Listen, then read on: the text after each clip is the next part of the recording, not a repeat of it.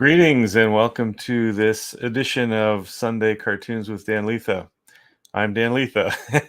and again, had a very busy week this week, and I got a very busy week ahead. So I am doing this live. It is just after 1 o'clock, but 1:09 my time here on a Sunday morning. So very early in the morning. I'm doing this right before I go to bed. So I thought I would talk about the pros and cons of being a Christian cartoonist. And I love being a Christian cartoonist. There's lots of great things to say about it, but there's some downside to it too. And so I don't make this video to be like my venting or complaining or something. But for those of you that might want to, enter into this realm of Christian cartooning at some point, you might want to be prepared for a few things. And so hopefully this will be a helpful video. And while I'm talking, I thought I would draw this water buffalo. I think I've drawn that once before for a video a long time ago. But this picture of this water buffalo kind of cracks me up a little bit. So I am going to chat through my list, which are not in any given order, by the way. I just wrote down some things off the top of my head. So I thought I'm not going to, try to put them in any order. So I'll kind of chat through them, and you can tell me what you think of that. And by the way, if there's some content on my YouTube channel that you like, please subscribe, tell your friends. And I'd like to grow an audience of people that like the content, the type of content that I'm providing. All right, so I'm gonna get my brushes set here, and let's see. We're gonna go pro con pro con pro con. I want it to be balanced. I don't want this thing to be all negative, but all positive wouldn't be bad, but I don't want it to be all negative. So the first pro is, I get my list lined up here. I get to do cartoons for the Lord. That's a huge blessing that that I can do something that I enjoy so much, cartooning, and I can do something meaningful with an art form that some might not think has meaning to it. We're going to talk about that in a little while. But anyway, cartooning is a lot of fun. I enjoy it a lot. And so I get to do that for the most important being in the universe, the God that made us. And I enjoy that very much. It's kind of a profound thing to think something silly like cartooning could have some spiritual significance. And I very much appreciate that.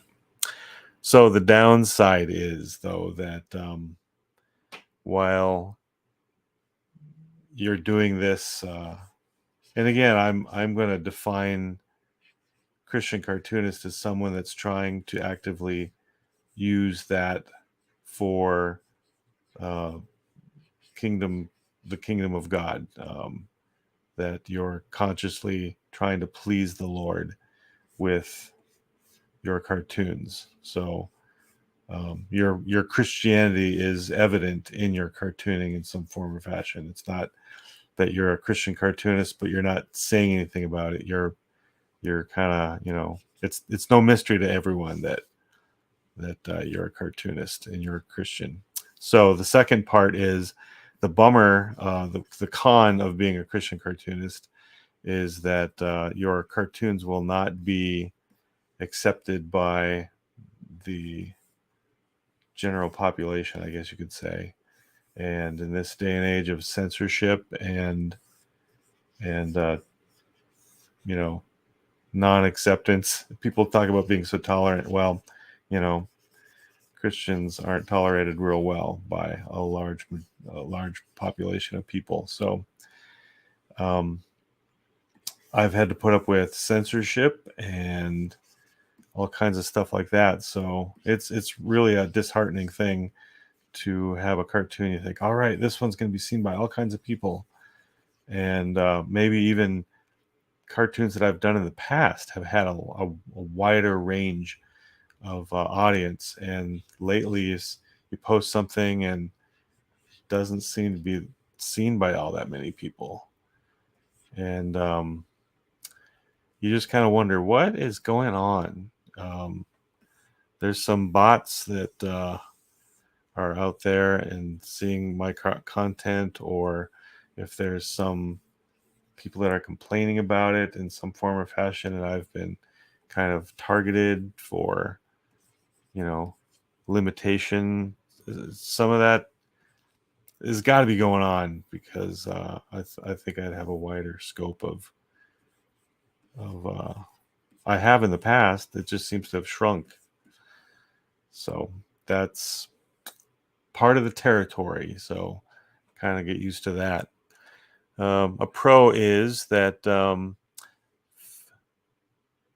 fans will share your artwork, which I so much appreciate that when I'm looking around online on Facebook or someplace, and I see that someone has shared my cartoon. Now there is another video I'd like to do at some point on that particular topic, because there's a difference between sharing a cartoon and then pretty much taking it from the cartoonist, posting it on your, whatever Facebook page or whatever the platform is, and then kind of posting it as if it was yours, and then all the credit goes to um, that person's site for my cartoon, versus if it was shared from my site, then I would benefit from that because I would get some credit for that, or you know what I mean? So I'm not sure why people, particularly other Christians, will take a cartoon that's been the link has been shared with them, and they'll just copy that cartoon file to their computer and then post it on their website like it's their own photo. I enlighten me on why that works for you, or why that's your tact. I don't want to assume that that's all evil, but it just doesn't seem quite right to me that you're kind of stealing credit from somebody by doing that. Anyway, um, so Christians will share your cartoons, which is great. Anti-fans, though, people that you will grow a following of people that don't like you, and that's another issue that you'll have to get used to. I mean, it's a, I guess, kind of a form of persecution, but very light compared to other parts of the world and what missionaries are going through. So I don't want to compare that to, people that would be listed on Voice of the Martyrs. Certainly not. But there is a level of that goes on, and again, you just have to get used to some of that not so pleasant stuff. I've had cartoons of mine stolen and photoshopped to be all kinds of unpleasant and nasty things, and then they repost them, and that's a hard thing. So that may happen to you too if you're a Christian cartoonist. Um, One of the pros of being a Christian cartoonist, or I guess this would not necessarily be so necessarily Christian, but it's a great way to express yourself. So your ideas can be in your cartoons, which is fantastic. Um, but the con of that is that everyone else will have ideas for you. So I don't know how many times I've heard it in the past, and I wish I had a dime for every time, but it seems like everybody has a children's book idea that they want to do, and they'll tell you about it, and they'll even approach you about, hey, do you think you could draw my children's book? So I could be full time in drawing other people's ideas all the time. So it's nice that people are meaning to kind of, I guess, compliment you or flatter you, and saying, hey, I've got some ideas for you. But at the same time, I mean, maybe you have time to draw them, and you can help people out that way. I don't necessarily have time to draw everyone's ideas. I've got a lot of other people's ideas that I am doing, because it's part of what I do. But I have a whole library of a growing library of cartoon ideas and other projects that I want to do sometime, hopefully before I die. um, that are my own projects, and so you can get lost in other people's stuff.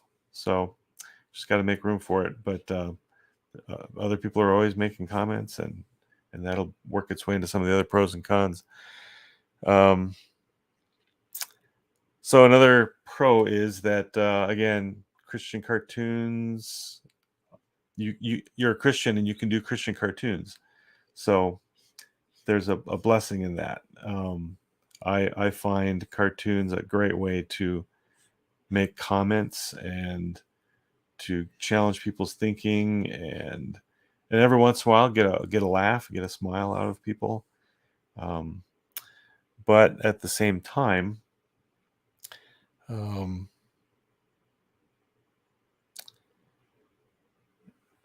freedom that I have as a Christian cartoonist will be kind of dampened sometimes, because if you're doing jobs for other people, which you usually will probably have to do, you can't always get by on just doing your own ideas. Some cartoonists do, but more likely than not, you'll have to be working for other people and working with their ideas. And if that's the case, specifically if you're in the secular world, there's some stuff that will come your way, maybe even something that would be an opportunity that would get your artwork in front of the eyeballs of lots of other people. But there might be an issue there with some content that they want you to draw, and because you're a Christian, you might not be able to do that. Or hopefully you would make the call and say, hey, I appreciate the opportunity here, but this is something that I cannot do personally, and then you'll miss out on whatever it is. But at the same time, um, pleasing the Lord and maintaining your status as a Christian in front of other people has a cost to it too. So there have been times where I've had to say no or turn something down because of some disagreements, content wise. So I mean, it's a bit disheartening, but there's rewards in that too. So just be prepared to analyze where are you going to draw the line. And I kind of meant that as a joke too, but it's a serious thing. What are you going to do? What are you not going to do? Kind of think that through ahead of time, so when the time comes, then it's not so much of a hard decision. And you can be maybe not, it'll save you some wrestlings, put it that way. And of course, prayer is important in making some of those decisions too. So there's lots of opportunities out there for artists, and not all of them are exactly fitting with the Christian worldview. So just another thing to think about, be prepared for. Let's see what else we have on our list here. One thing that I personally enjoy about cartoons is that it's a way for me to have a witness. I can take my cartoons and comment on all kinds of issues, and I've spent a large part of my career at Answers in Genesis, and I had the opportunity to do cartoons on all kinds of Christian issues, and I'm still doing that with Reasons for Hope. So I'm very blessed that way. Very much appreciative of the opportunities that I have to do that. And then, of course, you get a lot of feedback on your cartoons, but just the opportunity to do something that's worth more than just a laugh. And a laugh is valuable for those that have jobs that that's what they're doing. And they find fulfillment in that. You know, that's a good thing. But I find a deeper level of satisfaction by being able to draw a cartoon that has some Christian value in it. And our wildebeest is getting a little crazy here. I'm changing him a little bit. But that being said,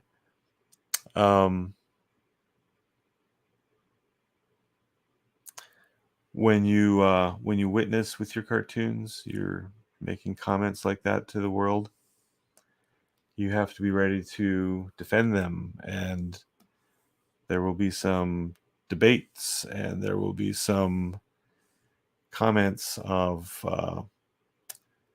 a cutting nature, and it's a learning experience. So just get ready to have a thicker skin, and it's a good way to learn. It'll keep you on your toes, and other things can come out of that too. Hopefully humility will be one of them. One thing I try to encourage young artists that are Christians, or if you're just a regular, maybe a non-Christian too, this would apply. But when someone says something negative about your cartoons, it's rarely a pleasant thing. It's always kind of a downer when someone has something negative to say about your cartoons. But at the same time, that can be a learning opportunity too. So even if someone disagrees with your cartoons and you don't necessarily agree with what they're, I mean, you wouldn't agree, but if you don't think what they're saying is valid enough to really pay attention to it, don't just throw that comment away. There's still some value in thinking about what that person's point of view is. And maybe there is something that you can change, so stop and think about it. I think there's value, even if someone slams your cartoon or, out and out insults you. If they get that way, which happens, I've had that a lot. There's still an opportunity to think about what they've said, and maybe pray for that person at the very least. So, and then the last pro and con would be Christians will love your cartoons, and you'll get a fan following. And I've had people that have done that with my cartoons over the years, and they comment on them and they share them, like I said before, which is encouraging and humbling that someone would appreciate something that you've done. So I never get tired of that, and I pray that I never stop appreciating people that would go to that amount of effort to express gratitude and to share my cartoons. So thank you to those that have done that over the years. You have participated with me in ministry in spreading the messages that I've wanted to communicate. At the same time, though, again, maybe this is kind of related to what I've already said, but as much as Christians will love your cartoons, they will also hate them. We're a funny bunch, Christians are, in that we can be so opinionated and we can have differing points of view on just theology alone. Wow, we can really get into some heated arguments and debates and things. And it would be great if we, as the body of Christ, could learn to show more grace and learn. And I mean, if there's somebody's doing something wrong, they need to be, told, and hopefully they'll be humble enough to accept correction. But a lot of the times, some of this stuff that we argue about is taste and flavor. And so, we need to cut each other some slack in those regards, and don't treat your preferences as if that's a sin issue type of thing. Got to be discerning in that realm. I've run into that quite a lot at times. So separate your preferences from telling people, well, that's not right. Well, that's your opinion. And if there's something in Scripture that spells that out, then let's talk about it in that way. But give each other grace, and we can still make comments about things that are taste related and opinions. I don't appreciate that cartoon so much because of this, and this. But try to be gracious in how you say things, and you don't want to be too discouraging. Artists can be kind of tender and delicate sometimes, or sensitive. So artwork is a highly personal thing, and I think sometimes people kind of forget that. And so, lighten up a little bit. Be nice. Be truthful, but be nice. So I'm having a kind of a midnight doodle here.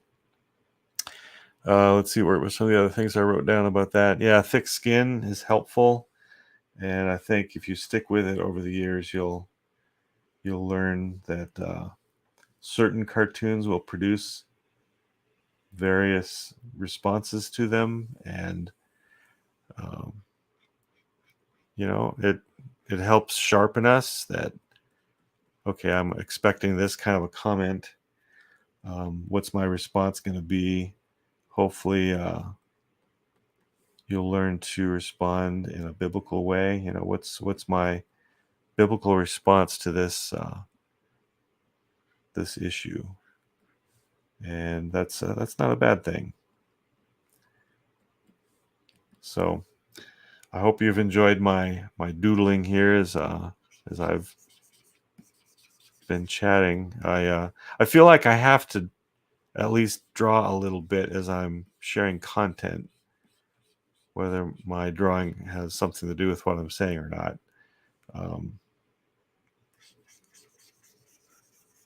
If I just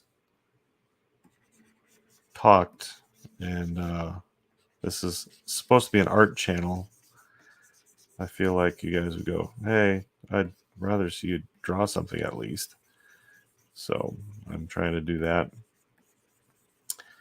But if there's any other topics that you'd like to see me approach or try to deal with, or questions that you have of Christian cartoonists, let me know.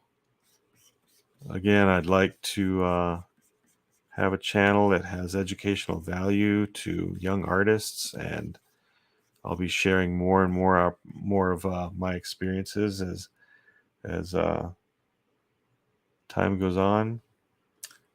And I'd like to keep these Sunday cartoons or Sunday Cartoons with Dan Lietha, this video, a regular thing. So it's kind of funny, as I've started this in recent days, my weekends seem to be pretty regularly open. And once I started this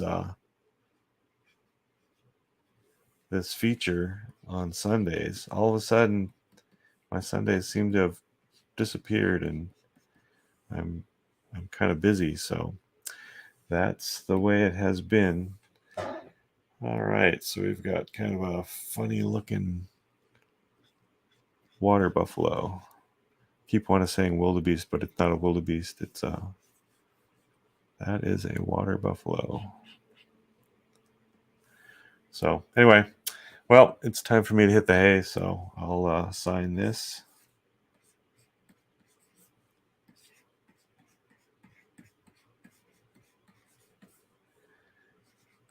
2022. And hope to see you next time on Sunday Cartoons with Dan Lietha. See you later. Have a good weekend. Thanks for watching.